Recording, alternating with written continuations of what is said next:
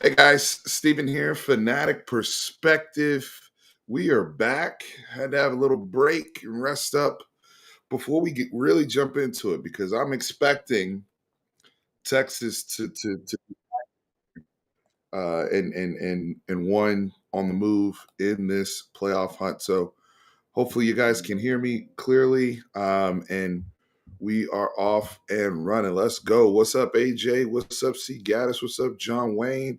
Appreciate you guys here in the chat. Hook 'em, hook 'em, hook 'em. I am excited. It's playoff time. It's playoff time. Quentin's here. Y'all, we're going to break down the game together, right? I want this to be full fan engagement. We're going to live in the chat this happy hour. Break down Clemson. I respect the opponent. Anybody that made the college football playoffs this year, I respect you. But now it's not even about who's the best team anymore. It's about surviving and advancing and winning whatever your path is to the national championship. That's our focus. Right now, our focus is to get to the Peach Bowl to play Arizona State. That's the goal, right? Is to defeat Clemson at home. We're playing these dudes here in Austin, Texas, with an opportunity to Marlon said, I thought you died. Jesus Christ. Brothers can enjoy a little vacation. I had this time of year is my anniversary, so I mean, hey, Quentin, you want to jump in? You're more than welcome. I'll send you a link.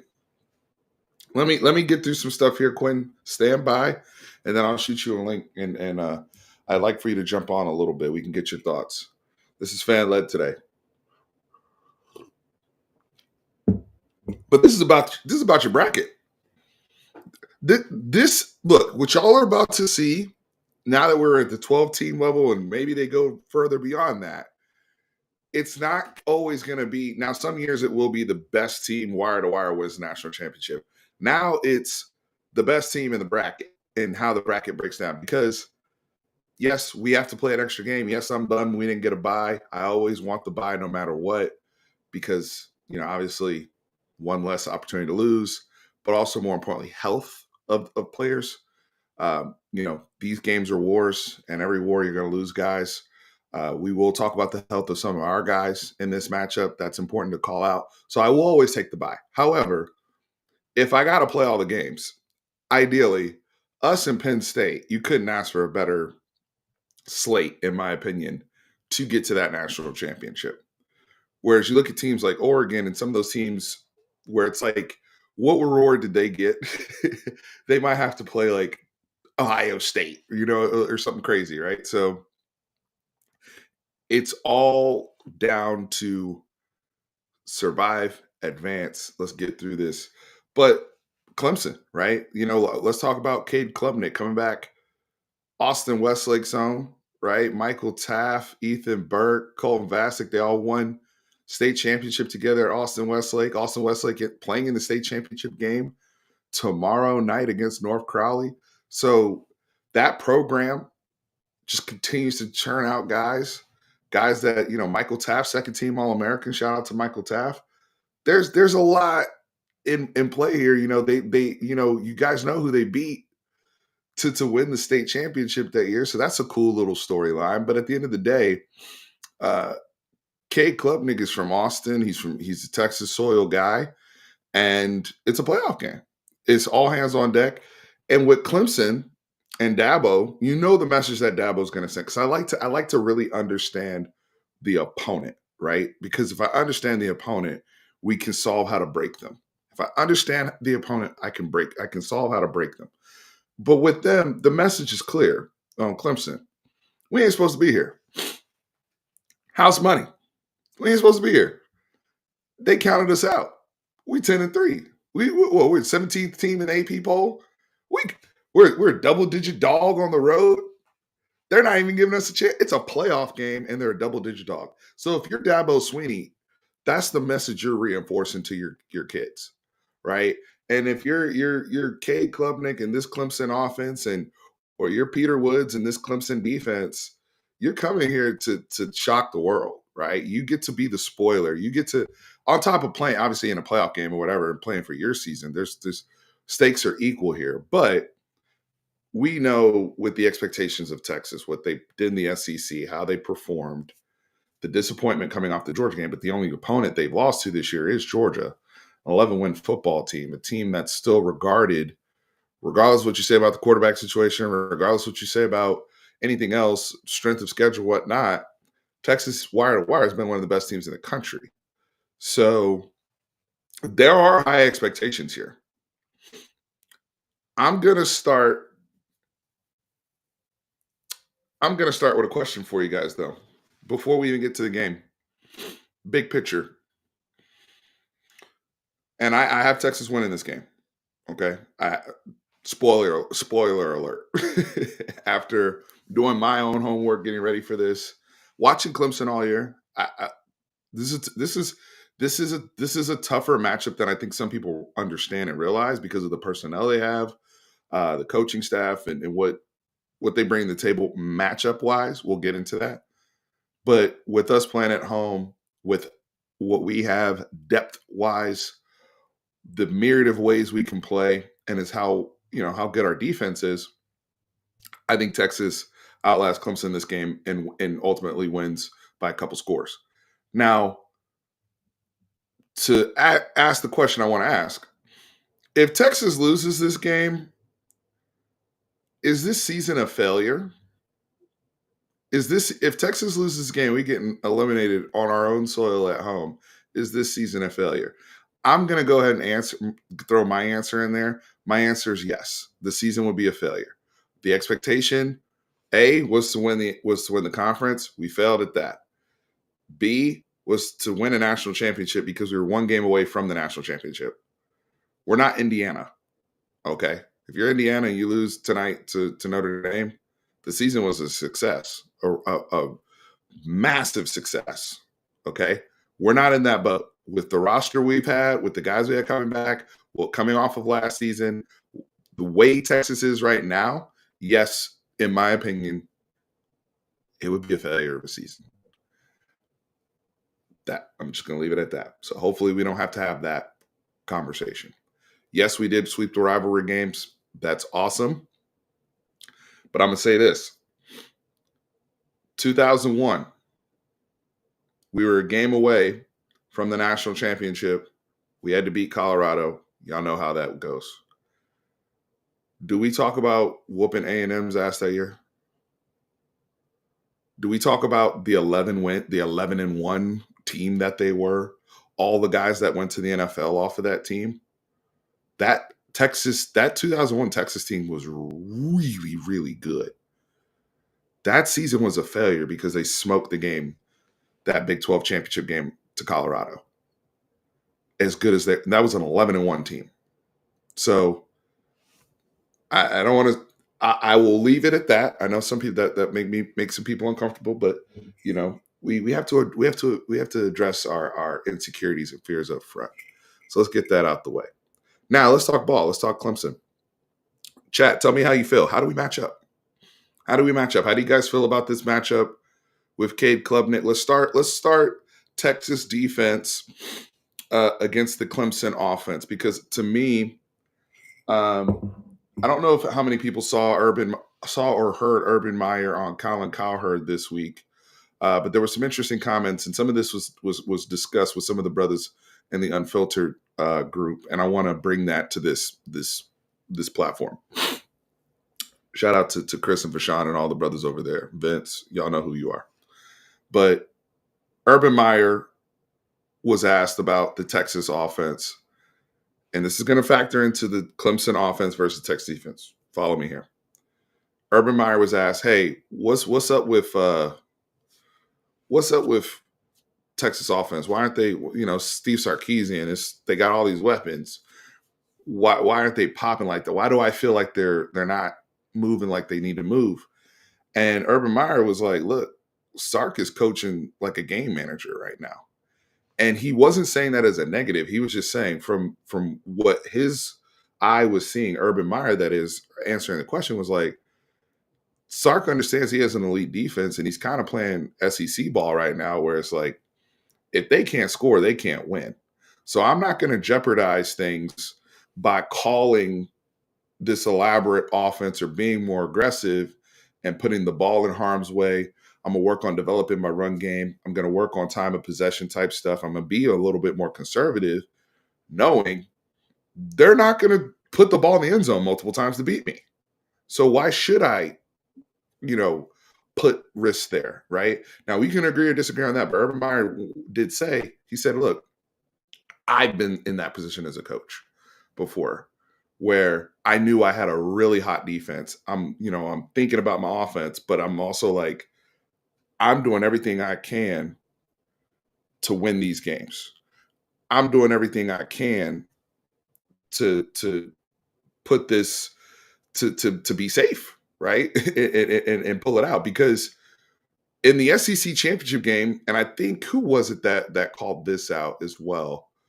I believe it was Todd McShay, if I'm not mistaken, on the Ringer. Todd McShay had pointed out, hey, when Texas had to tap into the more aggressive stuff, the more downfield stuff against Georgia, they did. They got 312 receiving yards between Silas Bolden, Matthew Golden, and DeAndre Moore. So when they had to tap into it, when they had to get aggressive, when Sark had to dial it up, they got it. They just didn't convert on the touchdowns, the red zone stuff, scoring in the red. John Wayne's beating me to it. We got to score in the red zone, but they were able to get the chunk stuff when they had to go against a higher level opponent. I say that to say this. I think the Texas defense might give up a little bit against Clemson. I think Clemson's going to be able to move the ball. And I think Klubnik is going to have some moments in this game. He's one of the better, if not the best quarterback we have faced all season. I think he's better than Carson Beck. I think Klubnik, I would have Klubnik over Diego Pavia. I would have Klubnik. I mean, we haven't faced a whole bunch of great quarterbacks, let's be honest, right? So he's up there. They got some young receivers, TJ Moore, Bryant Wesco, real talented guys. This 2024 receiver class, of freshmen, including our guy, Ryan Wingo, is unbelievable. But I do think that they're going to move the ball. Now, I do think we clamp down, we hold them, where I think Sark will be able to open things up is offensively. We're not playing. I think Texas fans need to kind of take a deep breath. I think people about the quarterback thing need to take a deep breath. We're not playing Georgia again defensively. Clemson's good defensively. They can be had. Go watch any of their ACC games, including SMU, their most recent game in the conference championship game, especially the second half. They can be had. And they've been had in both the run and the pass. Now they're good against both, but there's against higher level play, they have struggled in some of those areas. And to me, as long as we're locked in and we're running our offense with efficiency, I have no worries about us moving the ball. I just don't think that I think there's a cap on what Clemson's going to be able to do offensively themselves against this Texas defense. Because this is where I really like Texas's matchup. I'm going to be real positive here. I love Texas in the quarterback run. I love Texas, how they defend quarterback run. And to me, Maffa is not enough to give Clemson that edge that they're going to need. They're going to need Klubnik's legs. And that's a staple of Dabo, especially in big games, quarterback run game, especially in short yardage, red zone, all those things. I love Texas defense against those type of things, and I think that's going to be a big advantage for us in this game. So let me talk to you guys here in the chat. I got some tea here. Hopefully everybody's got a drink here for happy hour. Quentin, I'll get to you in a little bit here. Somebody said Louisville. Yeah, Louisville, they were terrible in that game. I may give them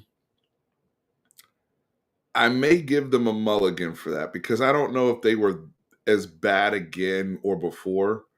I didn't like the way they played against Virginia Tech, quite frankly. But here's the thing. We also, this is Texas, right? And we're and again, team coming in playing with house money. I'm assuming we're getting Clemson's best punch. I'm just gonna go ahead and assume it's a playoff game, right? Like it's Dabo, it's good players. Some of these players we've recruited ourselves. I'm expecting some heat. Quentin said he's got cherry Pepsi. Between the 30s, we're fine. I'm assuming you're talking about our offense because we've been moving. That's the thing. Our offense has been moving the ball. Where it's not like we're. I think some people are acting like with Quinn we're run pass punt.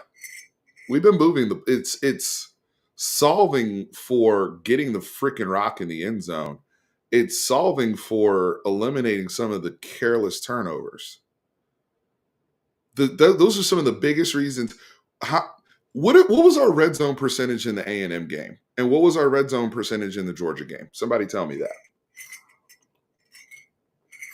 That's why you have one touchdown in the last some odd quarters. That's why, and then on top of that, the red zone is where you have to play overtime. So of course we kicked the field goal. 33% in both games, red zone for Georgia. What was our red zone percentage in the A&M game? That's where we're losing points. We're not losing points because we can't move the ball. So to me, when people are saying the offense is no, the Texas offense needs to solve the red zone. They need to score. And if they're having trouble scoring in the red zone, then we got to dial up some better beaters downfield and get people in the end zone on deep plays. I remember that's one thing we started doing last year. It was just, all right, fine. We're just going to have a 50-yard run for a touchdown, or we're going to have a 30-yard pass for a touchdown, or whatever. But that to me, that's concerning that we've had regression in that area again this season. When we started out really, really good, I thought early in the year in red zone, and then we were bad in the red zone last year. And to me, those are some of the little things that help. And when I say bad, I'm talking about nitpicking at the highest level. This is a team, again, back-to-back playoff years. We won hella games. We've been to the conference championship game 2 years in a row. We've only lost 3 games or something like that, 4 games in the last year. We are awesome product, okay? But in order to win a national championship, and the things that can prevent you from that's what we're talking about right now. I agree with this. It did feel like it was fixed until Quinn got hurt. And now it's been weird ever since. We were 60% against A&M. That's not, yeah. So that's not good. Yep. That's not good. If we were 60% against A&M, 33% in the Georgia game, that's why we're missing points. That's why we're not, because I'm asking myself, what happened to the roll out of bed 30 that we used to be? How have we been? Our last 2 games, we scored 17 points and 19 points. I thought we were averaging 38 a game, right? So we gotta, to me, cleaning those things up, because I'm also trying to hide the special teams. If Bert's out there, I need Bert out there kicking extra points or very, very short field goals. I don't need them out there. There's too much on the line to be dealing with special teams right now. I don't need to see punt team. So this is also, we got to focus on this, y'all, because we're also trying to hide the special teams. Because I'm gonna tell you what, Clemson has good special teams. Clemson won the ACC. Clemson is in this game because of special teams. That kick return that they got after SMU scored that touchdown, I think that was Roderick Daniels that caught that ball, and it was 31 up. And what'd they get? Big play on special teams when they needed it. What'd they get after that? One completion, and then the dude came in, what's his name? Hauser or whatever, and kicked a 56-yard field goal to put them in this game. Special teams. So I don't want to get into that back and forth with them. You don't let that be a part of this game, Texas. So our coach will have the field because Burke can't kick for the right hash.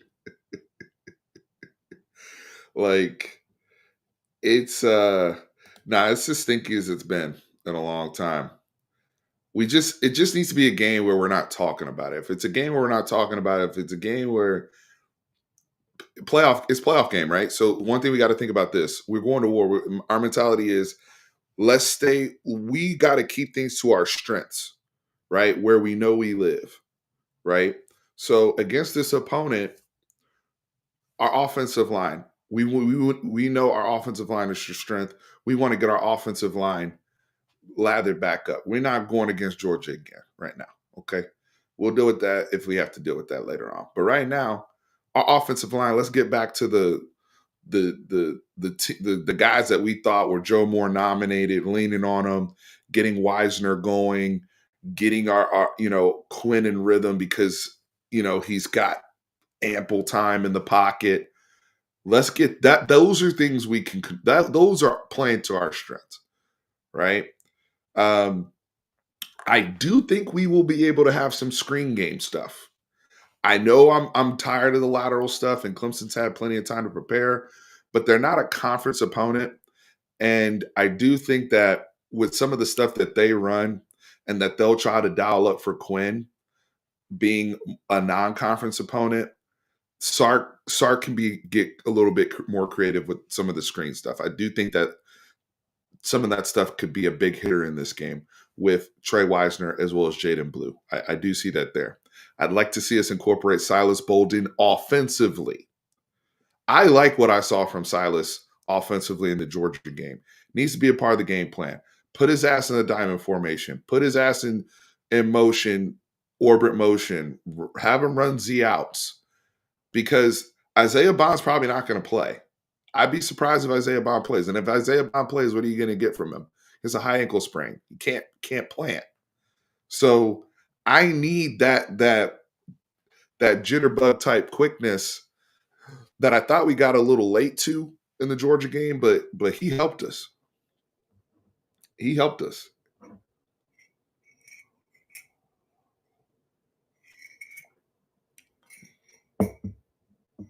Yeah, Silas is a dog. Silas is a dog for sure. So I hear what you're saying, D Train.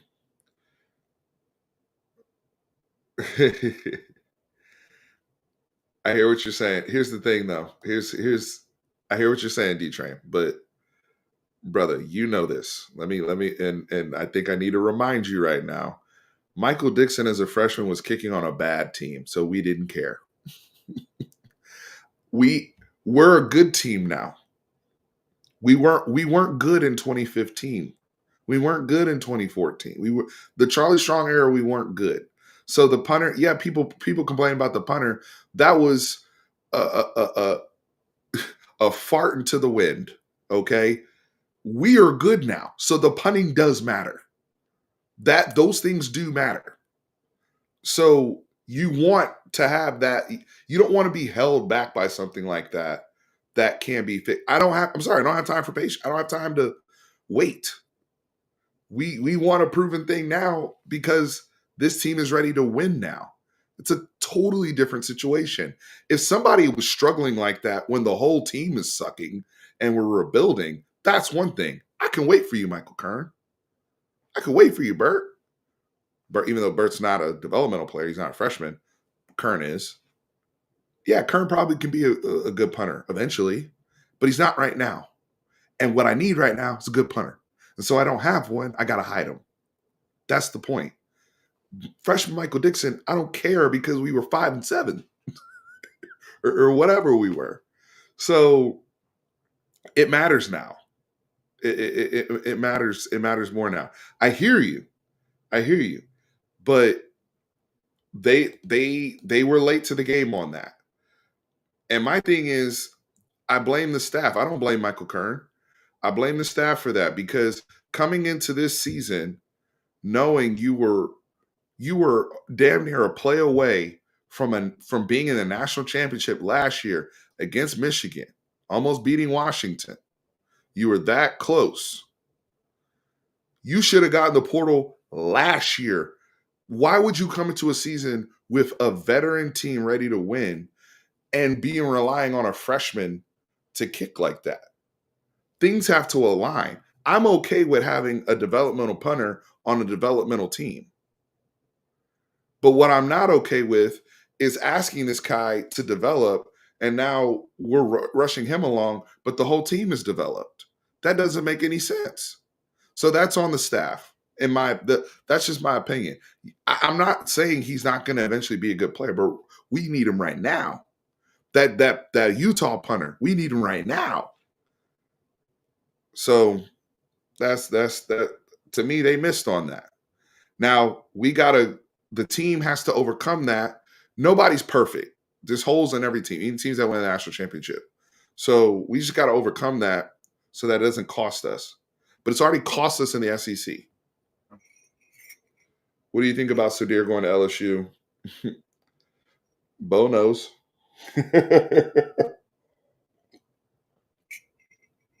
Bo knows. But tampering is rampant across the board. I mean, here's the thing, though, what I will say. And I'm just going to keep it. I'm going to be honest.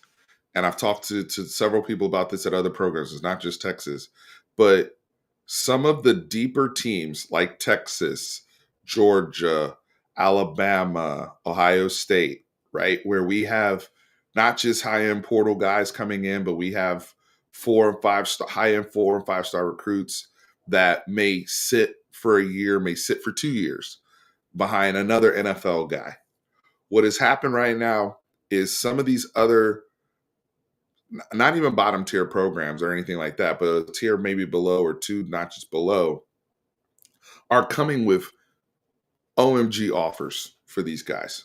So they're picking off developmental talent on people's rosters that haven't even played yet, that we're banking on that are going to move into a certain position. They're just coming in and saying, hey, so-and-so, I'm going to offer you. They're also doing this in recruiting, by the way. Florida did this because Florida came out there. They didn't spend, I think, $10 million in NIL last year. Now they have that money funding from last year plus this year with the Billy thing. And I know they're playing right now in their Gasparilla Bowl or whatever it is. But they came in there, and who was it? Was it Mbachu or whatever that they came and took back? And the offer he got was insane. It was like, bro, if they're offering you that much, go. We ain't paying that for a guy that we're going to develop for 2 or 3 years. Are they going to start you right away? Really? Like, that's what's happening. The kid at Alabama that says he wants to go play both ways was clearly tampered with. The cornerback, the backup corner. I forget his name. Was it like Jalen Mbakwe or something like that? Another Nigerian brother. Somebody, if you know his name, you can say it in the chat. But this situation just happened with the backup corner at Alabama, who was a high-end guy being developed. He had not really been playing yet. And all of a sudden, he getting 7-figure offers, and he hasn't touched the field yet. And he's just sitting on the roster. That's what's happening. They're starting to pick off these people's. I mean, we have guys on our roster that were like, yo, really? They're offering you the same money that Ole Miss paid Walter Nolan last year? Really? So, I mean, until the stuff gets regulated, this is just the name of the game at this point. We're going to have to deal with it. I want Sudhir to stay. And yes, he has a relationship with Bo Davis. I get all that, but some of these dudes that we have, you know, kind of churning, it's like, yo, I'm also not going to pay that type of money to keep you around. It's not realistic.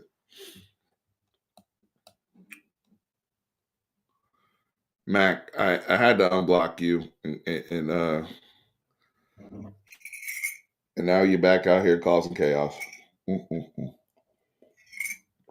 What's up, champ? How you doing, man?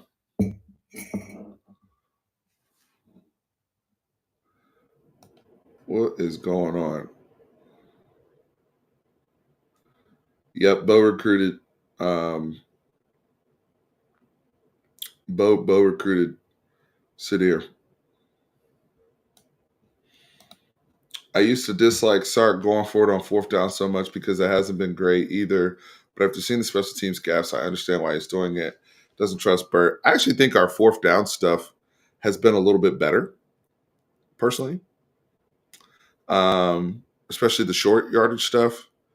Uh, yeah, I'm not. I mean, I get it too. I mean, we want to be more aggressive, the kicking game and all that. But for where we were, I mean, we used to be so inconsistent on fourth down. I think that's something that even with the injury to Quinn or Arch or what have you, now in this time that we have, is Jared Gibson going to factor back in at any point, or do they not trust him with ball security stuff? Like, those are because that was a guy who was turning into a hammer for you on short yardage as well.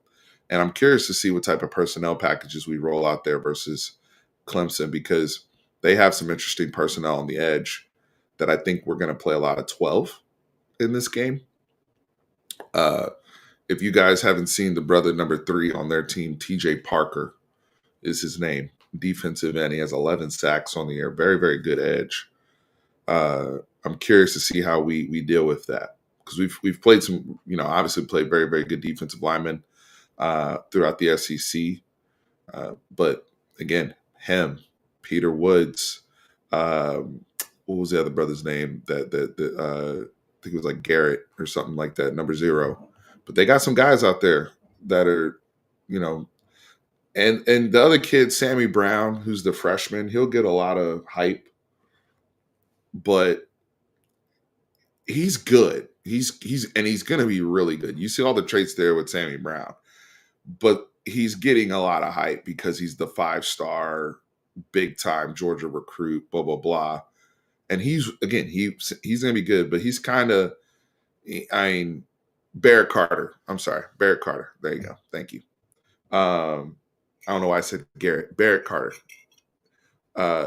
He's very good as well. And then Terrell at corner. Terrell's one of the better corners in the country that Clemson has. But the Sammy Brown kid, who's a true freshman, good player, 70 something tackles, 5 sacks, whatever. He could be had, and those he is not seeing a Sark offense. No, and there's some. He's a splash player right now. Somebody like him would have been in an Anthony Hill, an Anthony Hill type role. Like you see the difference of Anthony Hill a year ago and Anthony Hill today. So, Sammy's going to be eventually an elite player. He's got all the traits, but that's somebody who if I'm sorry, I'm targeting that kid. I'm sorry. That may be something that sounds crazy 2 years from now, but if I'm looking at Sammy Brown, because some of the other guys on Clemson. I'm sorry, I'm reading the comments as I'm talking. I don't think that 20 wins this week. I agree with you. I think we need to put points on the board. I think we need to put points on the board. By the way, I'm gonna say this. I'm gonna go ahead and give y'all my score prediction right now. Y'all let me know in the chat what you think about the score. I have us. I think offensively we're gonna figure some things out. I think we're gonna look more like ourselves. I think we needed a week off. I think they've been hearing the heat. We're overdue. I know Sark is not sleeping well when his offenses have only scored 17 points and 19 points. I My score is I'm going to go Texas 38-24, which means Texas would be covering. I believe the spread is 11 and a half or 12 and a half, whatever the spread is. But give me Texas 38-24. I do think I think Clemson's gonna be able to put up some points. Somebody said WTF, Quinn. I think we are gonna run the ball though. And here's the thing though. It doesn't even matter because it's a playoff game. Just win the game and go to the next round. I don't care. All right. I don't care. And the only reason why I'm saying the score is a little higher is I do think they're going to present some things we haven't seen this season, too. And our defense is really, really good. I love our defense. Our defense is really, really good. But um, I mean, this is the same defense when the money was on the table in Atlanta in that overtime. They gave up a touchdown. So they're not where our defense isn't impenetrable. Our defense is really good. Okay. I like us against quarterback run game. I like us obviously against nobody's throwing the ball like that on us. But I mean, what dynamic passer have we seen this year? Or passing attack have we seen? Antonio Williams is a good receiver. Wesco's a good receiver. Uh, the tight end, Jake Bringstool, or whatever his name is, good tight end. I think they move the ball a little bit. Again, we will make plays. I think we'll get some turnovers. I think eventually we start forcing things. Clemson starts forcing things. But I wouldn't be surprised if Clemson put up some points. That's just me.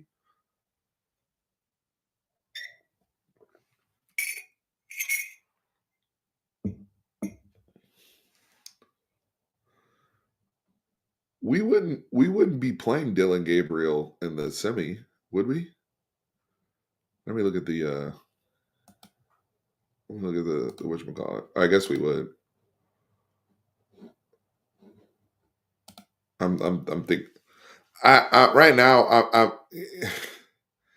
right now I'm more concerned just with the Clemson thing. Yeah, I guess because yeah, the Ohio it's like they got to get past Ohio State, my friend.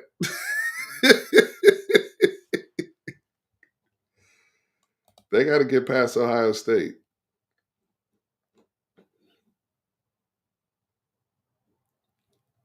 Yeah, yeah, y'all are.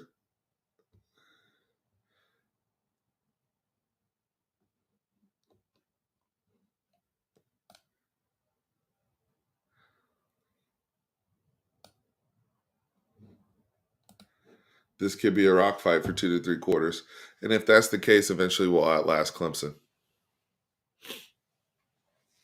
Because I mean that's actually what happened when they played Georgia and Atlanta earlier in the season. Now that was week 1. A lot has changed since then on everybody's team. I have chalk for the first round too, Quinn. The only, but I would, I have. Here's my thing. I picked chalk for the first half, for the first round. Excuse me, but I would be surprised if it actually ends up being chalk. I feel like somebody's gonna choke or somebody's gonna surprise. Because not like tonight, would you be shocked? Who would be shocked if Indiana beat Notre Dame tonight? Would you be shocked? I don't think I'd be shocked if that happened. I expect Notre Dame to win. I think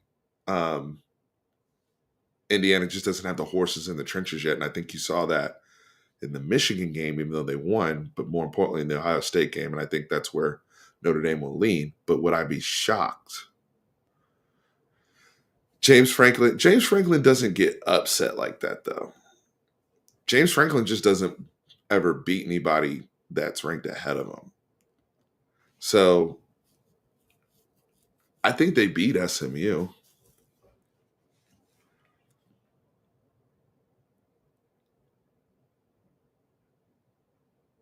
D Money Can't Get Money said, I think Notre Dame blows out Indiana.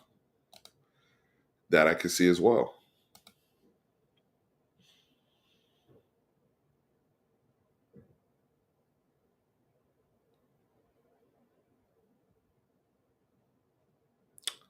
Yeah, I mean, and then like I don't see Tennessee going in there and beating Ohio State. I don't. And I like Tennessee's defense. And I think they're going to give Will Howard some problems. And I think Ohio State's going it's going to take a little time for Ohio State to figure out how to score consistently. But there's no juice in the Tennessee offense right now with Nico and them. Like it's all Dylan, it's all Sampson. It's all Dylan Sampson. And that's not this is also coming off of Ohio State getting the manhood beat out of them by Michigan. There's no way. Ryan Day would need to be put into witness protection if he loses that game in Columbus. Mark my words. I would fear for the safety of his. They would need to put just go ahead and let the man go, pay him his buyout or whatever. But he would need to be put off. Yeah. But I don't see not after the Michigan game. If you're in that locker room, one thing he can get them to refocus.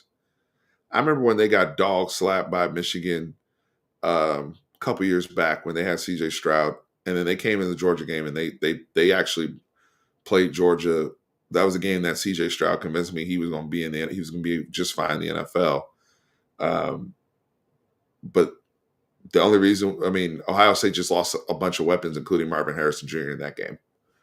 So they rebounded physically, is my point.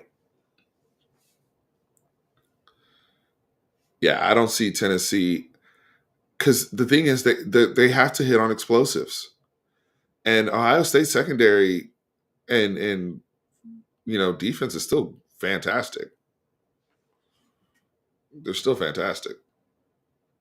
Brew McCoy still plays football. Hey, how do y'all feel about the ruling? Looks like the old heads are going to be sticking around a little bit longer with the Pavia stuff.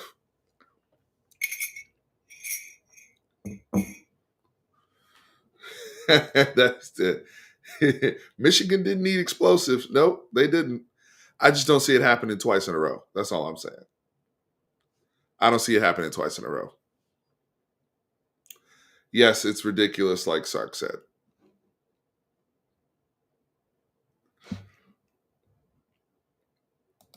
Quinn, let me get you in here. I'm gonna get my head get situated.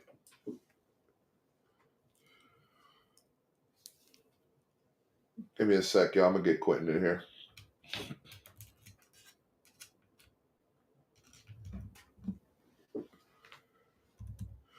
Hopefully your email's still the same, brother.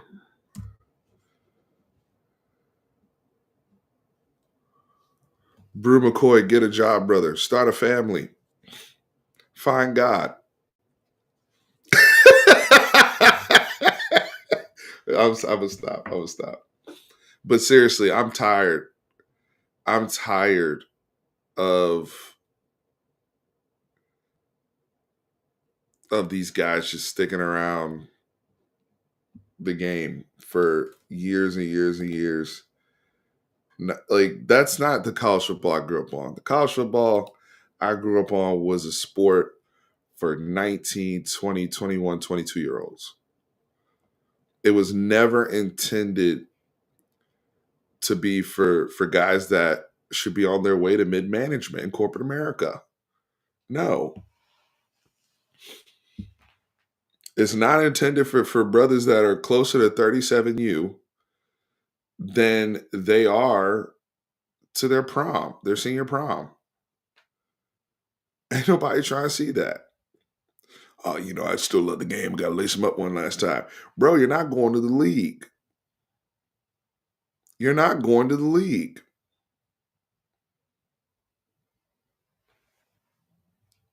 Just wasting folks' time.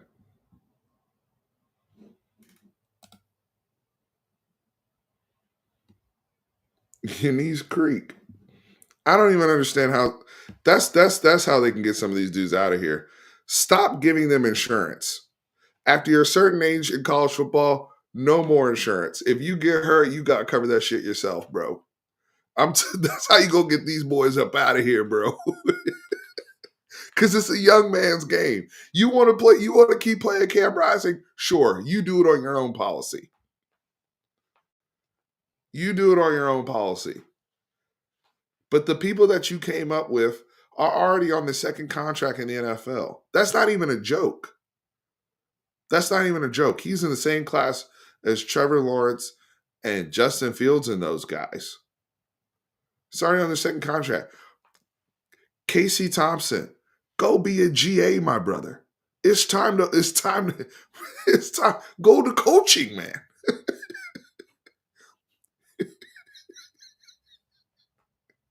Why are you still here?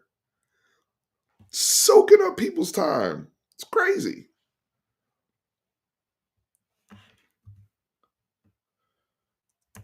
Let me see where I set this to.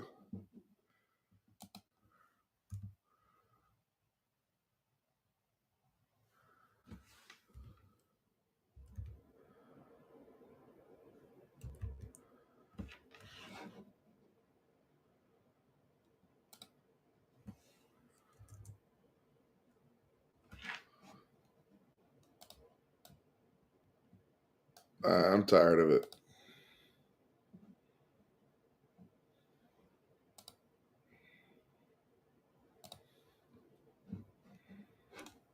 All right, Quinn. Link's on the way.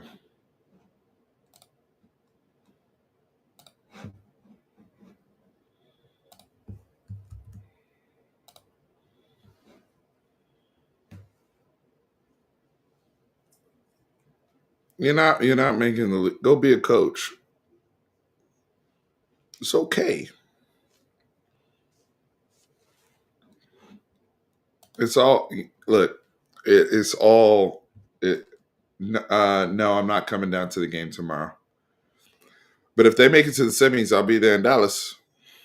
But I won't be there tomorrow. Yeah, Alan Bowman getting cleared. I'm tired of this stuff, man. And I am also pro.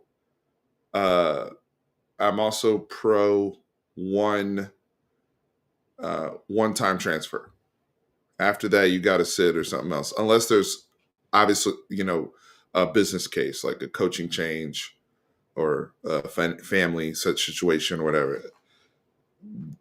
If you want to keep moving around all the time, like the people, the Bear Alexanders of the world, who want to play for their fourth team or fifth team or whatever, nah, bro.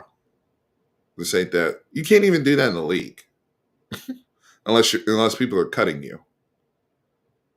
I mean, it's ridiculous.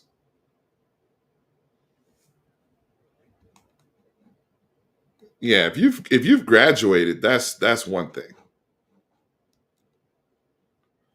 All right, let me add Quentin on here. What's good, man? What up, boss? How we doing? Man, I've been over here watching all the old Clemson stuff, trying to settle my nerves. Hi, yeah. Talk to me, man. How do you see in the matchup breaking down? I think I said 34-17. I think yours is I think your score is us playing the exact opposite of what we've seen all year. We're giving up more points than we have, and we scoring more points than we usually do. And I'm like, yeah, we've they're pretty steady on what we are. Instead, outside We of have. Georgia, outside of the Georgia, like yeah, we let them in on the Georgia game, but that defense, every week it comes through. It We comes have. through. We So have. and we haven't been catching no breaks, man. We be missing on some fumbles and we'll put it on the ground, but we won't pick that bad boy up. Bro, we're like, aren't we like, what Yeah, is it? bad. It was like we've recovered like 2 out of 11 fumbles or something like that. And I don't know. It was something crazy. It was something crazy. It was I'm trying to remember the metric.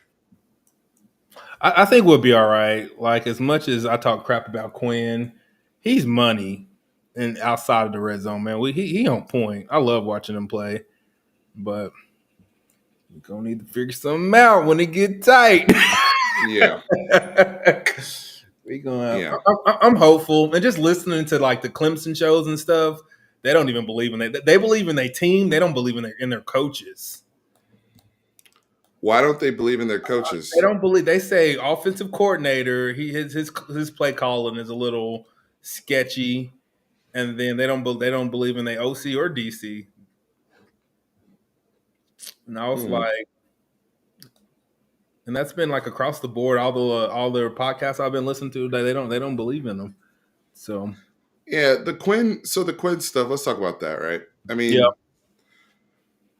are we frustrated that it hasn't been a better third year under Sark for him? Yes. Do we have questions about his mobility and some of the dumb stuff he does every now and again? Yes. But I'm not I don't see us like I said, we've been moving the ball. I don't see us not moving the ball with Quinn, even in the bad moments. It's been more of having that support around him to get the ball in the end zone. I think that's been a thing.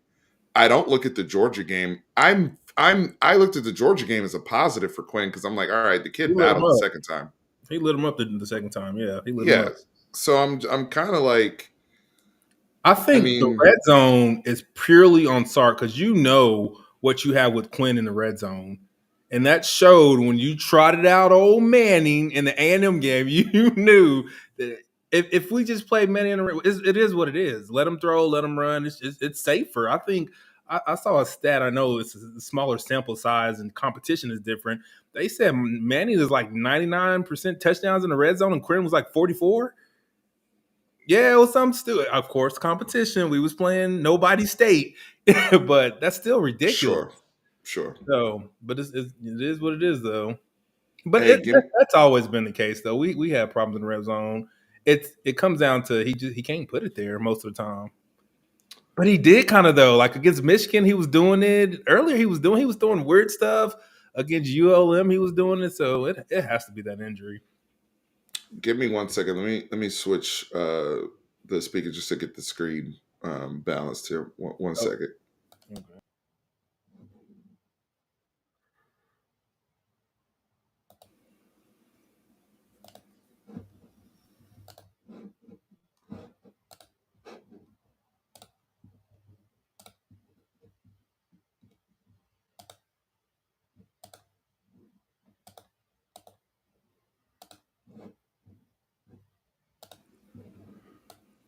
Okay.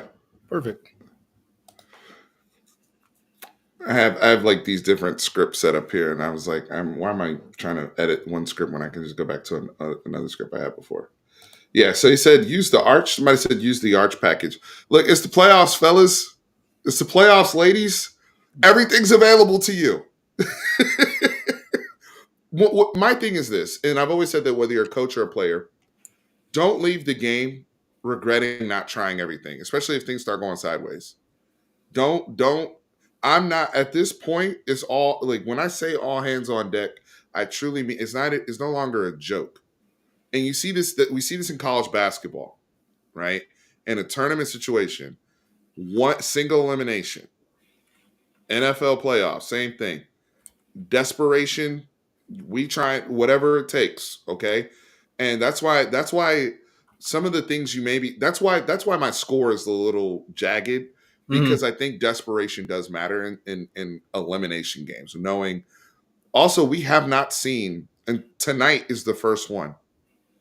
I don't think we're weighing enough. This is the first elimination game that's happening on campus in this era of college football playoffs. I don't know how these kids are going to emotionally respond. Nerves is 1,000% a thing. Nerves. When you know that you gotta get on that bus and drive back to wherever you came from, Wherever, with an L. Yep.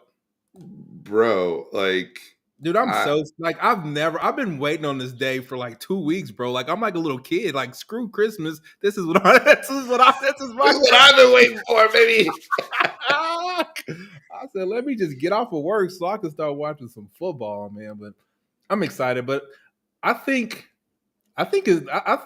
we're gonna see a level of Sark coaching that we haven't seen all year. Because Sark ain't really did every game. We were like, what is Sark holding? We feel like he was holding something back when his play call. Do you feel that way? Because he ain't never just really gotten his bag like that. You know what I mean? Well, that's what Urban was talking about. But Urban was saying he's been restricting it because he doesn't need it because the defense is so high. Yeah. So I'm not going to go crazy with, I don't need it. Like I rather play like kind of like Saban, right? Like, hey, run the ball, play clock game. We'll convert third down. We're still moving the ball between the 20 just with my base. Just my base offense, I'm moving the ball. I'm not punting all the time. And I can get out of here. That is why everyone says like our third quarter offense kind of slumps. I think Sark looks at the lead and he's like, we ain't really got to do nothing. We just got to get up out of here. We know y'all can't score, so we just gonna get up out of here. He don't put the ball in harm's way or nothing after half. He just like, let's get out of here. And it's not an indictment on our offense. It's an indictment that coaches, he don't want to do it. And I think we'll look back and say, if we win, if we do what we need to do, or we beat the teams we're supposed to beat. I mean, eventually we'll see, but I think we'll look back and say, okay, that makes sense why he played that way. Because like Todd McShay said, when Texas turned up the temperature in the Georgia game throwing the ball, they threw the ball. Yeah. And they couldn't do nothing about it. They threw the ball. And they were throwing you saw the deep crossers again. Yep. It looked more like an NFL, like, okay, we're coming out here trying to, and when you look at the target share, because Georgia made a concerted effort to take Gunnar Helm away. I'll give them that. But that's where, okay, fine, I'm going to spam my slot guy, DeAndre Moore, 13 targets. Well, Matthew Golden, 13 targets. Didn't we? They both went over 100 that game. They both went over 100. And then on top of that, that's Silas. with the bond that was limping around. Mm-hmm. So if you get Silas moving in there, does Clemson have the personnel that Georgia had where they can play Gunnar Helm straight up? Nope. I don't. You know what I mean? Like, and I put it in the chat. Everyone is grading Texas off of what we did or didn't do against Georgia. There ain't no another Georgia in this playoffs. Not on this side of the bracket. Not in this bracket. And the best thing to do is somebody take Georgia out over there, and we just gonna run it up. You know what I mean? Well, we ain't got to see them again, but there's nothing close to Georgia's defense on this side of the bracket. So then it comes down to execution. I think this game will rival something like the Kentucky game, maybe the Arkansas game. I think this is what that's kind of going to look like. If I'm being real, this is probably what it's going to look like. Because it's an average team. We're going to come out and do average things. You know what I mean? So what concerns you? The red zone and Burt. Because when I saw overtime, it's like Sark was coaching so he didn't have to put Burt on the right hash mark. You know what I mean? He wasn't throwing nothing. And I don't know if you've seen it, but he can't kick from the right hash. Like, he doesn't correct or he overcorrect, and it's just like I said in the chat, like Sark's coaching from the half this field because you don't want to end up over there on fourth down. D Money, Well, this kind of speaks to what we're talking about. Thank you for the super chat. I really appreciate the donation, especially during the holiday season. It's a time of giving. Appreciate it. Steven, I remember you saying we need to hide our special teams. How aggressive do you think Sark is going to be on fourth down tomorrow? Aggressive within reason, like he's been most of this season. I think we've been better. Now, I will pull. I do need to pull up the team rankings just so I make sure I'm accurate on what I'm speaking on. I'll do that here in a second. But I felt a lot better. Last year, I was really critical on the 2-for-1. I didn't like it. Last year, it felt like it's 3rd and 4, and we just automatically run the ball to run another play on 4th and 2 or 4th and 1. And now I do feel like we're just picking stuff up just cleaner. So at least that's what it feels like. But to that point, I think Burt's range is going to be very limited in this game. I'm talking even at home. I mean, he's missed kicks in DKR. He missed kicks indoors last week or last game. I don't know the difference like between last year and this year. Like, why? We didn't have this issue last year.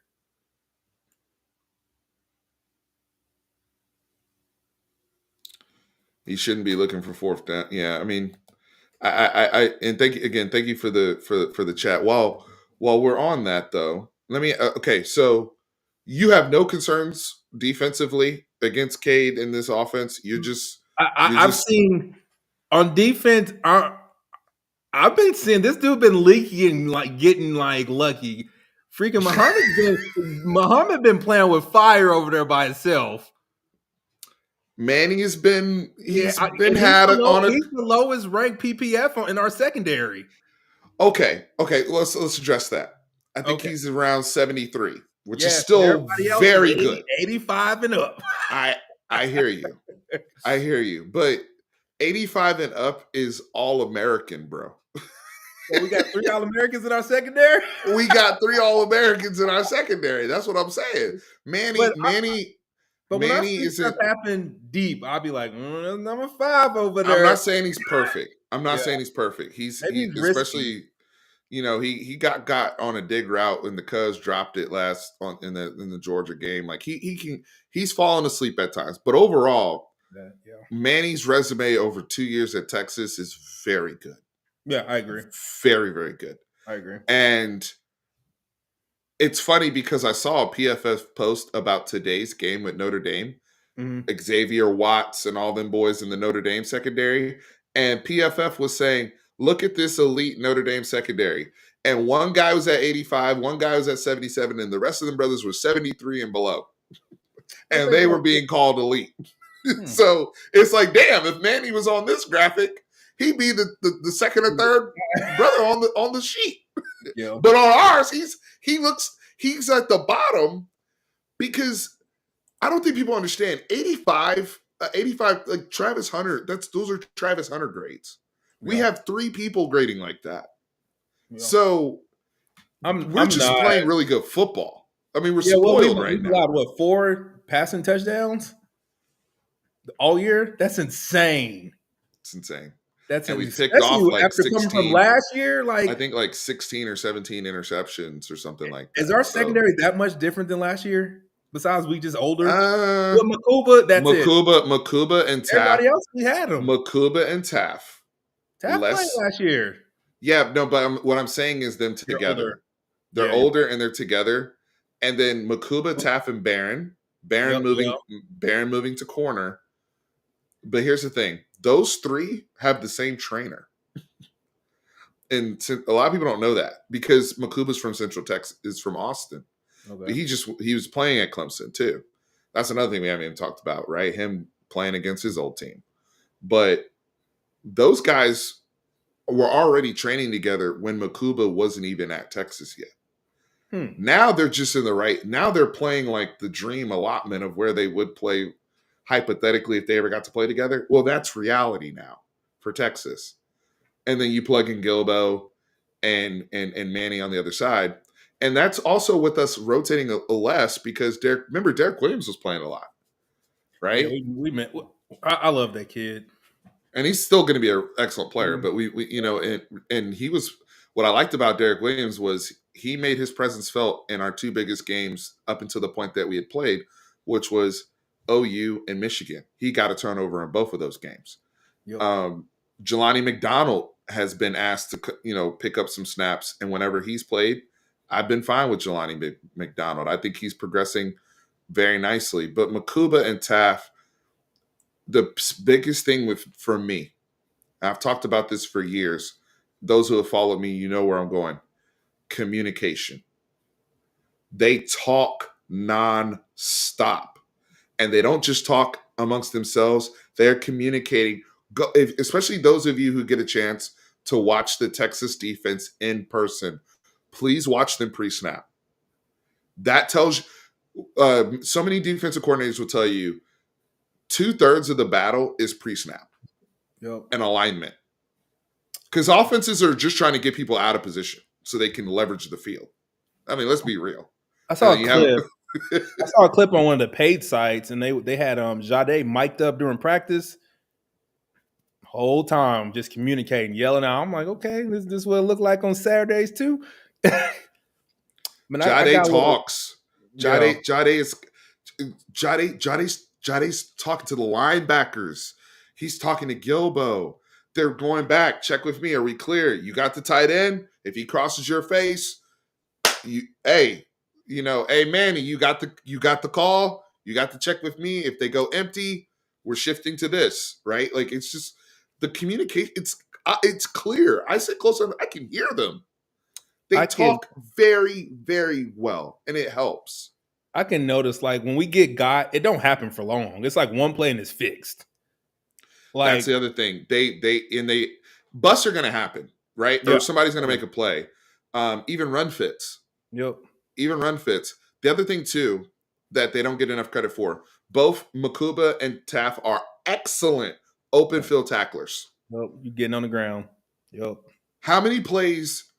I don't think people understand how many plays that they've made a tackle for 16 yards that in previous years would have been a touchdown.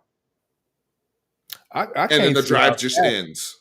I can't see how Taff do it. He throw his little 185 pounds in the middle of everything. Yeah, man, that's my boy.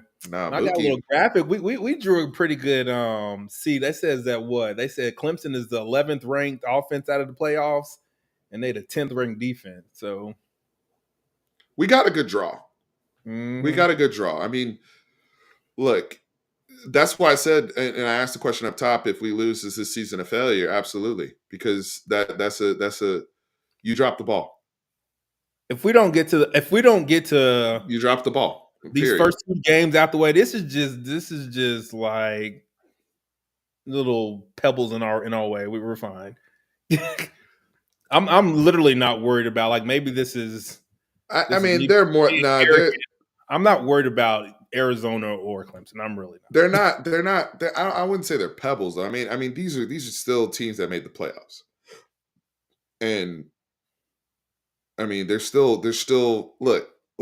But you have to put it this way: if we ranked America's teams top to bottom without this weird little system we got, neither one of these teams are in the playoffs. I know. Yeah, Clemson's not in it. I get it. Neither one of them are in the playoffs. Hey, but they have. State they did it. I don't know. I think I have. There's guys I like on their team. I agree. I mean, like, that tight end's good. That kid gets open. The receivers have improved. But Clemson receivers were awful week 1.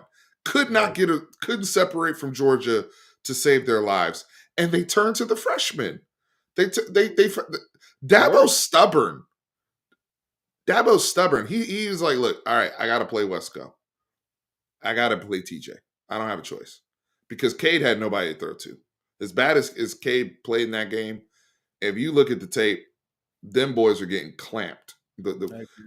So once they put the freshmen out there, those high-ranked guys, and let them – now they played an easier schedule after the Georgia game to get those guys confident and get them rolling, and it worked out in their favor. But they needed that. I mean, so it's one of those things where you can't sleep on them. That's what I'm saying. You got to come out and But play good ball. you're gonna have to like Cade's gonna have to do a whole bunch. Yeah, to he's make gonna have this to be work. Superman. He gonna have because that Maffa dude, he got one shoulder, one Makuba hit. He probably on the sideline. He's supposed to have surgery Stop. after the. Yeah, I'm just he saying, is man. supposed to have Like surgery. now you playing football and supposed to have surgery later. Like that's weird. He is But supposed to have surgery you next ain't year. lowering your shoulder on nobody. I don't know, man. I just want us to show like nice, solid, like we got better from the last time we stepped on the field. That's what I want to see. Like Quinn's accurate, our running game's doing what it does. Like I said, like this isn't Georgia. It's just another middle. Like I'd say on the grand scheme of our schedule, like I would. You probably won't agree. I think Clemson's probably like a C plus team. Which is what I'm not giving you that. I'm not giving you that. Clemson. Okay, To compare me, them to someone we played on our schedule. What would are you they say? better than A&M? I don't think so. No, I don't think so. No, nope. I think actually I think they're probably equivalent. They're better than A&M. Come on, man. I would say they're equivalent. It'll be a good game. I wouldn't know. It depends on what A&M show up. Y'all said no. We crazy. This fan base, man. Are we just haters? Yo, y'all are haters. I think Clemson's better than A&M. Come on. Man, when they've met any form of resistance, they folded, bro. I probably need to go take a look at that Louisville. I even watched the what's that? The film guy.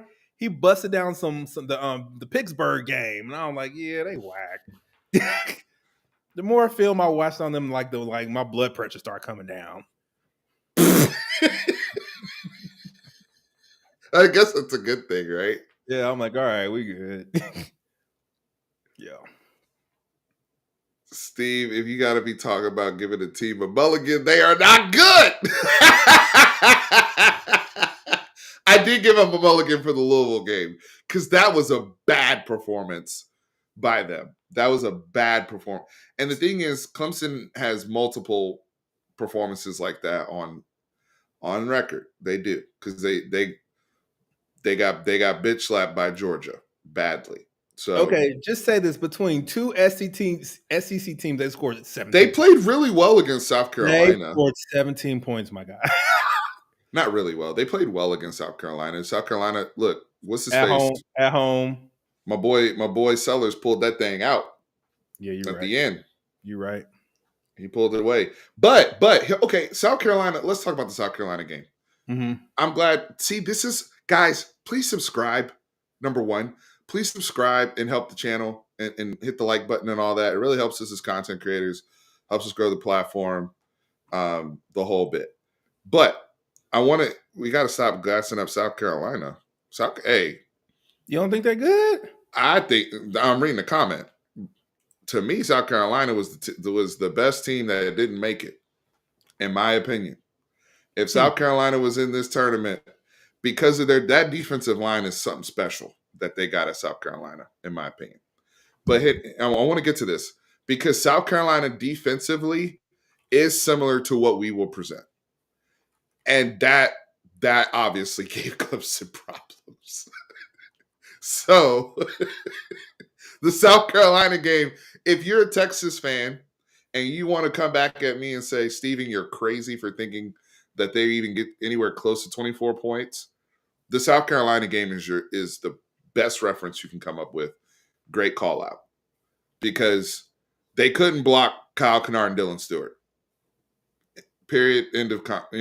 So we don't have those type, but we have a combination of people, interior and exterior, that can match the collective force of South Carolina, especially what South Carolina has at all three levels. What we have at all three levels, yeah, that's that'd be a problem. South Carolina beat both those teams. That is true. They did. They did beat the tar out of A&M as well. Oh yeah, they gave it to A&M, God. So that helps you, but that helps you put a frame around because South Carolina, they beat up OU, a team we played. Right, there's a lot of common opponents. Beat up Yeah, OU team we played bad. badly in Yeah. in Norman, right? And then they tore. I would say they tore up A&M. I'm sorry, that game Oh yeah. wasn't as. Oh, They they tore ran. up A&M, I agree. and now But that was like that heavy. That Clemson was heavy game, run on they went ALM. into Clemson. They went into Clemson in a rivalry game, and Cade and them couldn't pull that out. So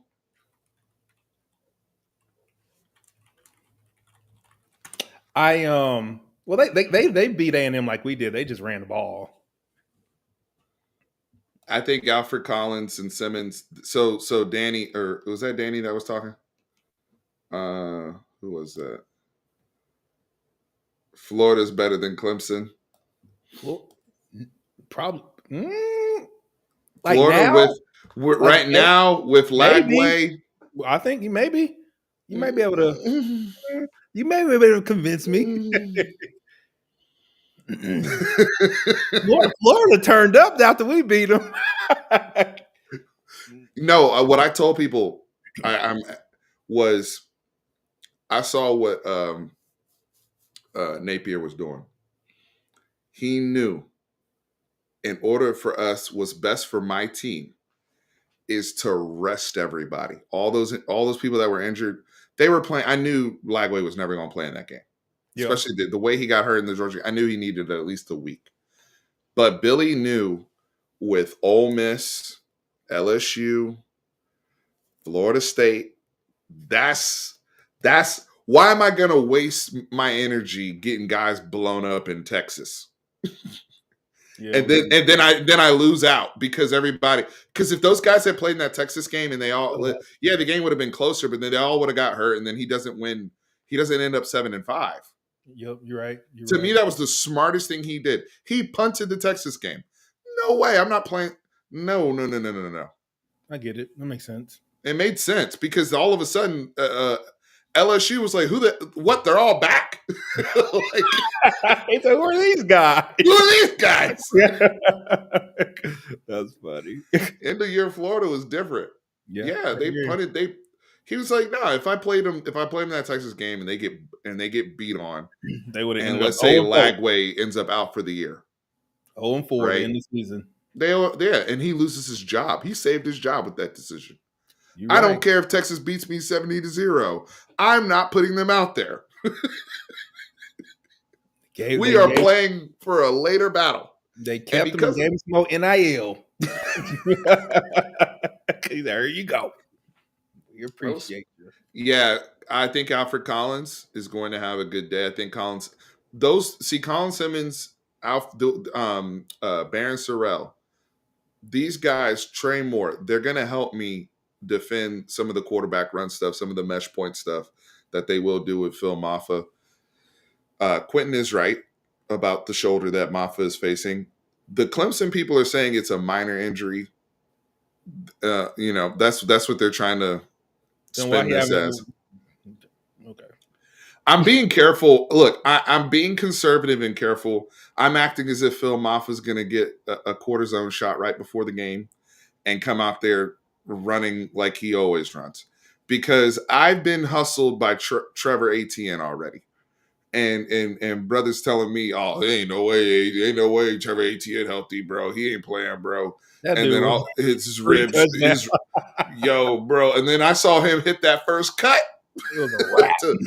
He cut to the outside. I was like, that brother looked healthy to me. What do you mean he? Yeah, what do you have, 2 thugs? Yeah, man, that was rough. Somebody lied. Yep. Second half, he was like, all right, I'm back. He said, I was just resting. Y'all left the door open, I'm back. Yeah. That boy got that needle. I was talking to Chris with the K. I was like, man, I need to start me a Texas channel just with nonsense. Like none of this politically correct stuff, just debauchery. And we gonna go in on everybody. The man said, it's like that Teenage Mutant Ninja Turtles gif. I like living on the low road. Forget the high road. I'm living on the low road. Yeah, we taking digs at everybody.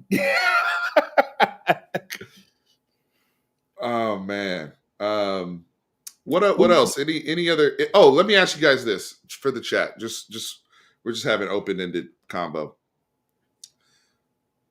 He said, "I am not PC at all." H Post said, "I don't think you are either, brother."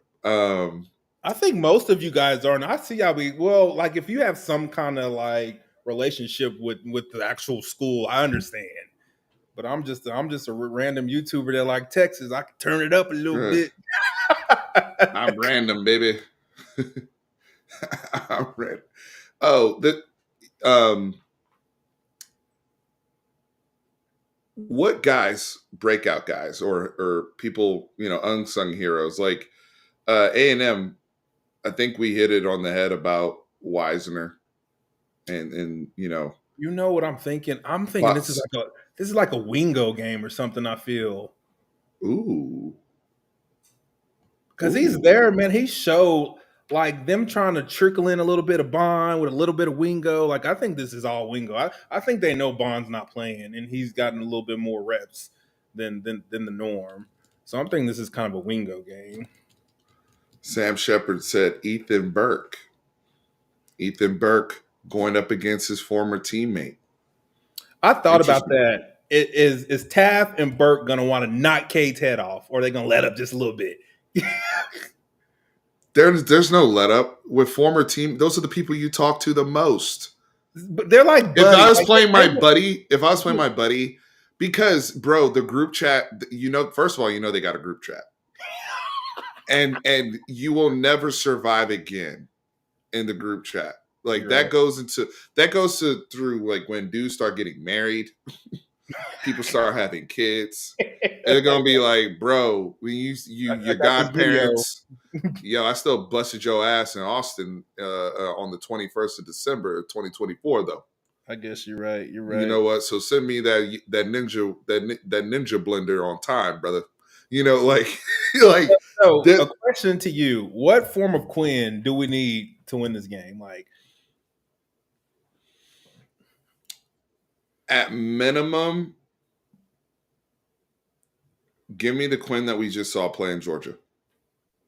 okay. I think we win. I think we're just fine. I Even guess. with the two dumb, not even too dumb, the one dumb interception. Because the You know, first one, to me, Bond was supposed to work back to the ball. there has to be But something at his ears when you see. just give me that Quinn. I think his I mind. do get a little bit more anxiety with Quinn in home games though.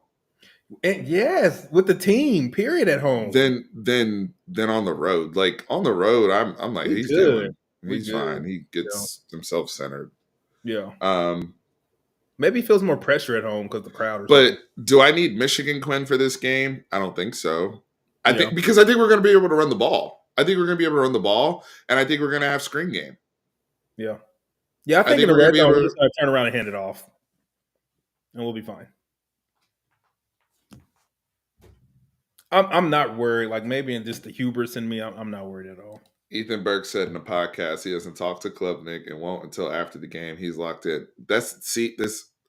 I'm telling you, I'm pretty sure Michael Taft feels the same way. If you play like in sport, like I remember in high school, I couldn't wait to play our rival because one of my best friends was on the other team and he was a defensive lineman, and we won the game 25-0. Hmm. But he sacked me at the end of the first half. I Oh, still hear from him till you was this the quarterback? day. Yeah, I was quarterback. He sacked me at the end of the first half. And it was like we were trying to throw a Hail Mary was the play. We were just trying to throw something up. And he till this, and he talked shit when he did it. But Where till was this day, I hear about it. And I don't so yeah, bro, when you're playing friends in football, I think it's different if it's like MMA or about something more personal. But in yeah? football or basketball, nah, bro. Mm-mm. Where's I'm the trying Vosick? to. And I've been waiting on Vosick, man. That's messing. I've been when I see him out there, I get a little happy when I see Vosick out there. I don't know what it is, but It's just this body just hasn't participated, man. I feel that Unfortunately, 100%. I feel that. it just hasn't participated like we'd like to see. What give me some more unsung heroes in this game. I think Silas. We talked about Silas, offensive Silas. I want to again. He's fine. Like he scares us, but he ain't totally messed up back there. On punt return, He ain't totally messed up. Like yo BPM on your iWatch may go up about 20 beats per minute, but he ain't totally be like, wow. Like maybe he caught it on like the 5 or 10 yard line, but he ain't totally messed up. He ain't caused no turnovers or nothing. a Dabo special would definitely be to like do something to like make him make a decision though. You know what their fan base Because said? they like to make noise on special teams. They said their fan base is worried about their they said they have an all-world kicker, but they get them blocked a lot. Like their protection, it sucks. So if their fan base is seeing that, Banks 100% sees that. DeAndre Moore, that would be dope. If DeAndre Moore has another big game, then we're cooking. Because then that'd be back-to-back games. 13 targets is big boy work. That's big boy work, right? Like against Georgia, he had 13 targets and I think he caught 12 or something like that. I got to go back and look at the stats. Was he 6'1", about a $180, $185? Oh, Florida's up 33-8 now. Man, I should have did a prize pick on that game. I didn't even do it. Especially with old boy transferring to Duke. That was easy money on that bowl game. There's money to be made on these bowls.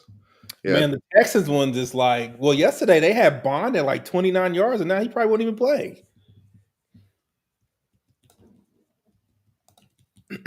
How you feel about Malik? Malik going to Oregon State? Yeah. I'll talk about that here in a second. Give me one, because I have a lot of thoughts on that. They have Moore listed at 6 foot 195.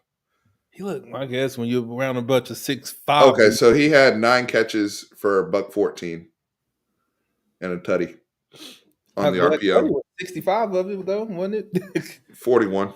Okay. But here's my thing with Moore. What I like, because Gaddis is bringing this up too. That first route he ran, which was like he kind of sat down like it was a stop or like a button hook, and then Z'd out, but back inside, basically back like I forgot what it's called, what type of route it's called. Jordan Whittington used to be really good at it. The zig route. A zig route, yeah, and he did it back inside and broke across and was wide open. I was like, bro, the efficiency in which he ran that route and how sharp he was in the footwork. I was like, he's healthy now, because his ankle had been messed up for a few weeks. Once I saw that, and with him, it's just catching the ball, right? Like just consistent catching the ball. And we're in business, especially for a slot guy. So seeing that from DeAndre, I'm like, okay, my guys are getting separation today. My guys are getting open against this zone. My guys are breaking away from man coverage. Clemson plays a lot of man coverage. After watching, they busted down some of that Georgia game on game day today. Dude, it's us. We beat ourselves. Like Georgia didn't beat us. We beat ourselves. Like even that play where Gunnar Helm was wide open, we got a penalty and it was a bad throw. You know what I mean? Mm-hmm. We button all that up. Gunnar Helm's over the shoulder, wide open in the end zone. Just got to hit it. I think they call like offensive PI or something. Mm-hmm. They called offensive PI and we missed the throw. So it's us. Like we beat ourselves. Real quick on the Malik Murphy thing. This is just my opinion. I'm not in the know on this at all. I love Malik. Y'all know we are big Malik fans on this channel. I was so thrilled of what he did at Duke this year. I think 26 touchdown passes, 9-3 record with, as I like to say about Duke, they are student athletes, and they're a lot more student than athlete over there, especially those receivers that he was throwing to. Let this be a lesson this is just what I'm thinking. To get in the portal before the bowl game, knowing that, hey, your stock's high, we're trying to build stock again for next year for the league. To get into the portal before the bowl game, I'm like, okay, he has a guarantee from somebody. Like something has to be already in the works, right? Like you're seeing with some of these other guys, like Mateer, obviously following his coordinator to OU. That makes sense. Like certain guys, okay, there's something in the works. We heard Kentucky, which I was like, I think Kentucky's scheme is trash. I don't like the way they're developing their kids. There's a reason why they're guys like Dane Key and Barry and Brown are transferring out of that program. Like so I'm hearing his name, and then Calzada from Incarnate Word, former A&M quarterback, another one who's had a glow up since leaving that program. Then you hear Calzada goes to Kentucky, and then you start hearing rumors that he was priced too high for them. I could see that, man. There were rumors about that. I'm just reporting the news. Okay. Then it's like, bro, we did all this to end up at Oregon State. Well, I saw something that said he got pushed out and that they really wanted that Tulane kid. I don't know how truthful that is. Mensa? Okay. Well, yeah, they said it was like some backwoods. Hey, we talking to this dude because I watched Malik play a lot at Duke, and there was more to be desired. he's still a young quarterback, right? Like if you look at the landscape of college football, if you can't move, it's a tough go at quarterback. They said he wanted $3 million. Who? Well, I can see why Kentucky wouldn't pay that. God, they ain't got it. They paid if they. I don't. Yeah, I don't. I'm not buying they push Malik out to get to end up with Mensa. That's my thing. Man, Mensa's good. Mensa's good. He got that it factor that'll. But there's things that Malik does that are better than Mensa, especially down the field. But like, yeah, he's a pure pocket passer. 100%. Yeah. My thing is, why are we going to Oregon State? If you want to go back to the West Coast, go to the West Coast. You think that's like the first team that like gave him something close to what he wanted? Probably. Because they don't even have a conference. They don't have a conference. He's going to be playing teams like Western Kentucky next season. God, dog. Like this guy, I mean, again, regardless of how you feel about, because I'm with you in terms of he had some struggles, he had some games. Like the numbers, did he play as well as his numbers? Maybe not. Mm-hmm. Maybe not. But he did that in a Power 4 conference, and you won 9 games in the ACC as a first-year starter after having a myriad of injuries and just not a whole lot of experience, period. Even high school-wise. Does not have a whole lot of experience. And he did that in his first year as a starter. There's value in that as a team captain. So for you to just I don't understand it. And some of this portal stuff, look, honestly, he can end up at another school next year. But I think we got to look at the agents, bro. Some of this stuff too, because some of this stuff's not adding up. Yeah, you telling kids that they can get more than they can. Oh, tell them they can get more than they can, or advising the family to we should go this way, or hey, I talked to this coach over here. This scheme is a better fit for you over here. And the next thing you know, it's like, really, that's the move. Like, look, while we're talking Malik, we might as well bring up Jonte. He's over there. Still hanging out in the portal. He's chilling. He's set up camp in the portal. He's up there, trying to sell himself to Washington right now. And God bless him. He's visiting Washington. According to his Instagram, he's visiting Washington. From what my thing though, one second. My thing though is, for me, somebody like Jonte, I think it'd be beneficial for him to go to SMU or TCU. That makes be local. Those are good offense. Like SMU, Roger Daniels, Duncanville, Kelvonte Dixon has gone over there and become part of the rotation, and it's been Just get some playing. Get The the brother numbers. Hudson over there. Yep. I love those SMU receivers. Those are guys that just they got and they're developing him. It's a good offense. He could play with Jennings, right? South Oak Cliff. But to me, there's this energy. And I'm not in the know. I don't know. I'm just looking outside, looking in. There's this energy that feels like it's almost beneath them. I agree. And I'm like, how many bridges are y'all gonna burn, bro? How many bridges are we gonna burn here? Because I don't see you visiting Oregon. They All have, these brothers that are making the trying to get a bag from trying to get a Phil Knight bag. I don't see you visiting Oregon, bro. man, with the way that they letting these kids transfer right now, man, you can go somewhere small, run up the numbers, and then jump big. You gotta go through the process, man. And SMU, TCU, perfect. I just think it's like instant gratification. Like all these dudes want everything right now. I I thought he hope would have I'm been. I wrong. thought he would have been out the portal by now. I hope I'm wrong. Maybe I'm tripping. Y'all, somebody, there's always brothers here that are watching that are either connected to the family or the camp that will hit me up afterwards and say, hey, this is the real, blah, blah, blah. Okay. I Well, know his I'm wide not plugged receiver in like coach that, from like I I, used to be. I know his wide receiver coach from DeSoto. He played receiver with my boy at Tulsa. I mean, Monty. he's still doing work with margin too. I mean, they posted like he's. It's just I don't understand why after what some of these schools have already shown. Again, you're not too big for SMU. Yeah. You can go to it's about you. It's in the fit. Some of you brothers just need to be at a smaller program. Micah Hudson, that might be the move. Like you, some of y'all were over here like, oh, I don't want to go to Texas. Okay, fine. I'm not saying that everybody can't come to Texas. There's not enough spots.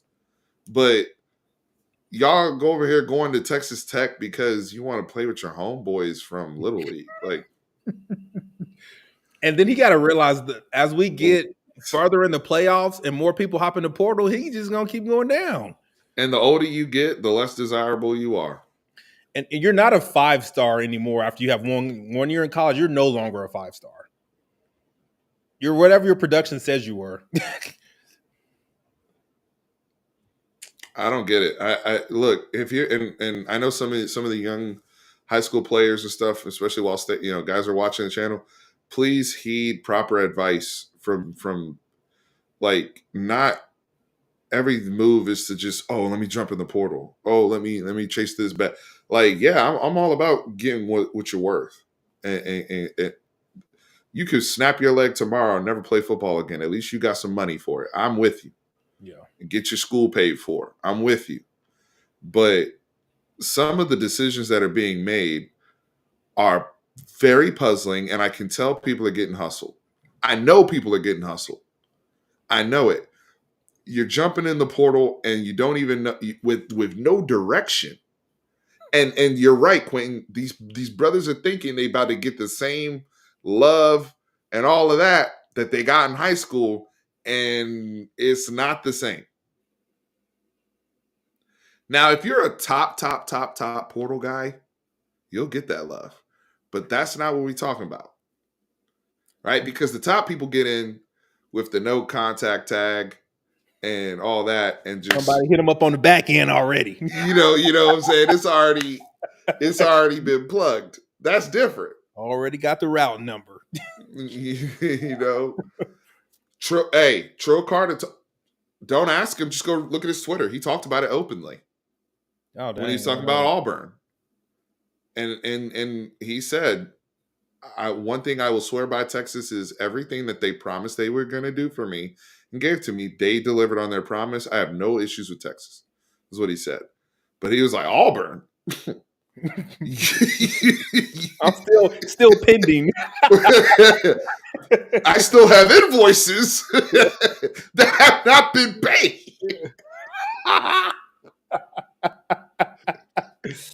That's crazy. Yo, I still got net 90 on these Jones, bruh. Dear Y'all Lord. told me it was net 30. Jeez. But I'm sorry, let me stop. Jackson, look, hey, Hey, those things make sense. Jackson Arnold, It did make yeah, sense. that makes sense. He had to leave. They're bringing in a new. You knew as stinky as the OU offense was this year, Brent Venables trying to save his job. They had to revamp everything. It was a fire sale. That's why all those receivers hit the portal. So what? Nick Anderson went to LSU. It's a year too late though, because that defense ain't gonna look like that next year. Not that good. Don't tell them that. They'll tell you that Oh, they're going to my be. bad. They believe they're going to be even better, even though their Lord and Savior Danny Stutzman is going to be moving. Out of Let me there. let me stop. Let me stop. Um, I don't know if you know this. I live in Oklahoma. I grew up in Oklahoma, so I hear it all the time. I'm the only Texas fan in my family. yeah, they'll say the Sooner Magic, man. That's why I've always said with look, give me the football reasons. And here's the thing. Here's the thing. I didn't hear Sooner Magic when Baker and them were there. They I was just didn't. winning. It was we're good, bro. They was just winning.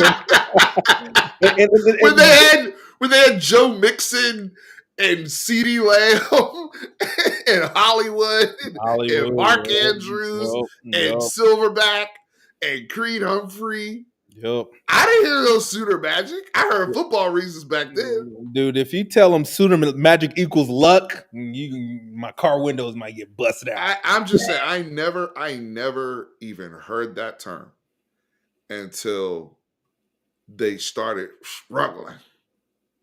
And all of a sudden, oh, we just need some good old Sooner Magic. It's like, nah, bro. Y'all had the you could make an all NFL team out of some of the talent they had in the 2010s, and you went ringless. That's sad. You can blame that on Lincoln. That's sad. You went ringless. Multiple Heismans, guys first overall picks, all pro NFL players, Heisman Trophy winners, 2 of them. no rings. So, and now they want to talk about Sooner Magic. I didn't hear when Baker was there. All I heard was football logic. Because when you're good, you don't need to worry about magic and tricks. You know. Anyway, they know that better than that we term, man. You need to put your name behind that, man. Football reasons. That needs to be changed. Somebody. I need to coin that one. I need to hear your football reasons, bro. Football reasons. Not no, we're due. I don't want to hear that you're due.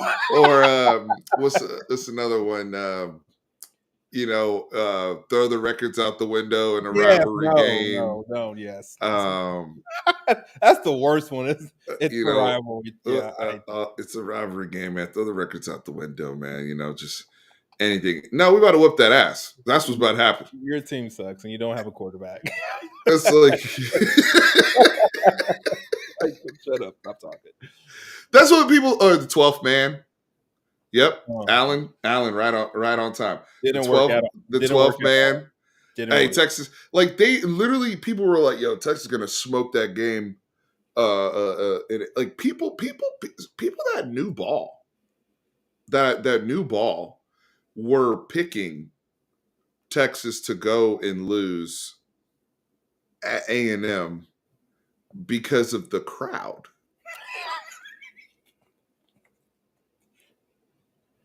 When that crowd starts swaying and they start yelling, you've never been in an environment like this, bro. I'm night. Like, I hate that at night. What does that mean? At night.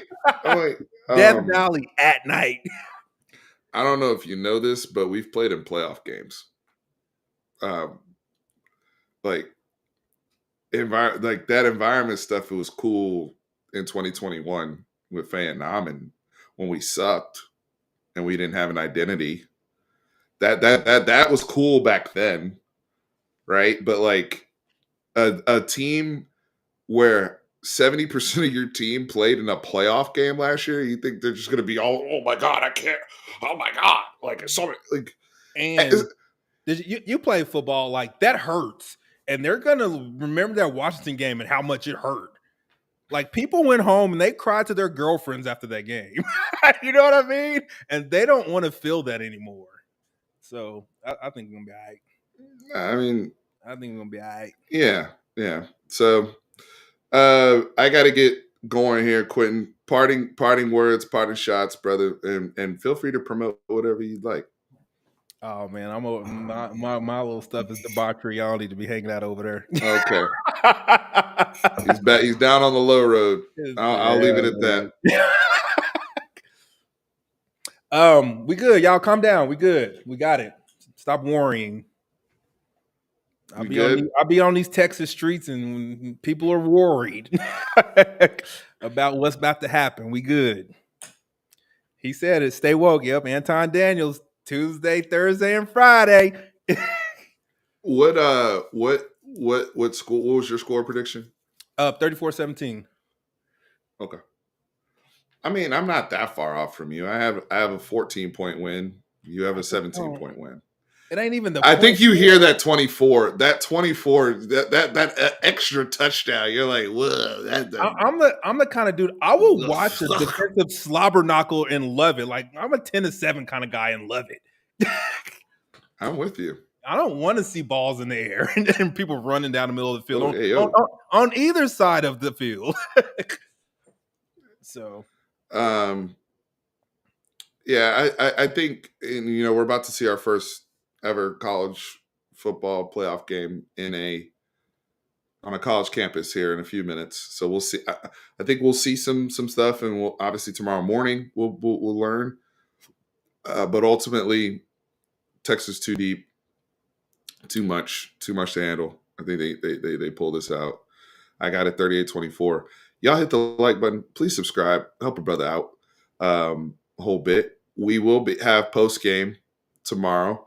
I am planning on going to the state championship game at least after the game, so it may be a late analysis, but I'll be on at some point in time after the game. But I'm pretty sure Tran and I are going to hit up North Crowley versus Westlake at 7 and at AT&T at least to see that one. It was a game at 3. Did they move it? The 3. The problem is the Vandergrift Southlake Carroll game is at 3. Okay, so I knew it was a game at 3. I'm not going to be able to. Yeah, you're gonna have to fucking stream that one on a side laptop while you're watching the Texas game.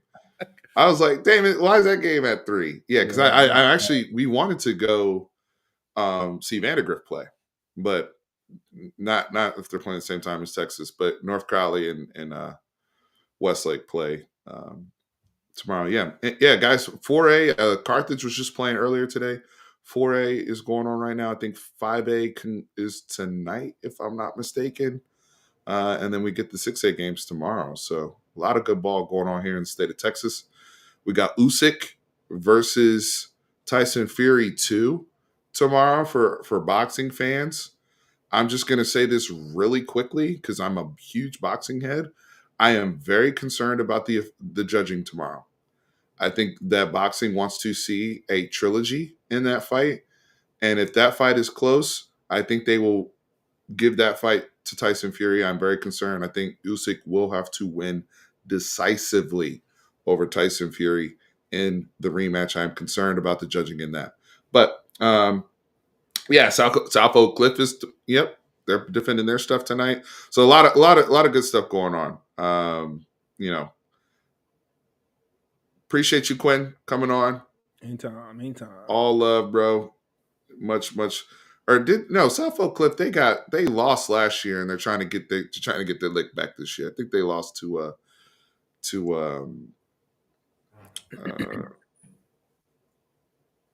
no, bro. NFL can PNG. Take a They lost to PNG. They lost to PNG last year. So they're trying to get their lick back. But South Oak Cliff, I mean, look, they've gotten what, two of them in the last 3 years. And they're trying to get a third, I think. You can correct me in the comments, but all good stuff going on around Texas. Appreciate you guys. Stay woke. Thanks for the super chat. Appreciate it. And we'll be back on after a Texas victory tomorrow. And we will start our Arizona State prep. Okay. That's what we're going to be working on. I appreciate y'all. Horns always up. Hook 'em.